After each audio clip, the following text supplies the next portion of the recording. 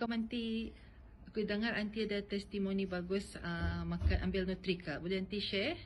Alhamdulillah. Waalaikumsalam warahmatullahi wabarakatuh.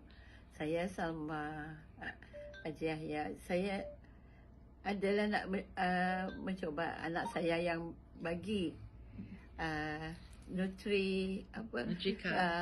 Brand dia Nutrika.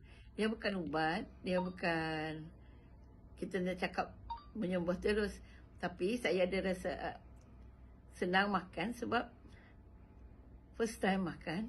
Dia makan di satu sachet kan. Datuk, saya ni ada kencing manis, adalah darah tinggi semua.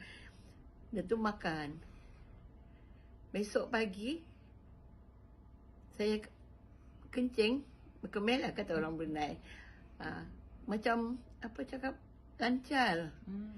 Selalu lepas kencing pun rasa orang Brunei cakap sangkak masih ada berisi air kencing. Sembayang pun apa payah kan. Saya cakap Alhamdulillah. Saya akan teruskan dengan Nutrika.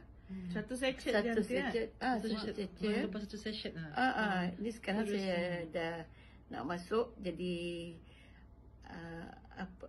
mendaftar jadi member. Ini daripada salah seorang daripada mereka, dan saya akan cari kawan-kawan saya. Alhamdulillah. Semoga Terima kasih. bermanfaat. Semoga bermanfaat, dan terima kasih kepada yang mengedarkan Nutrika ini kepada saya. Moga-moga orang lain pun dapat ikut macam saya lah. Okay. Alhamdulillah. Terima kasih.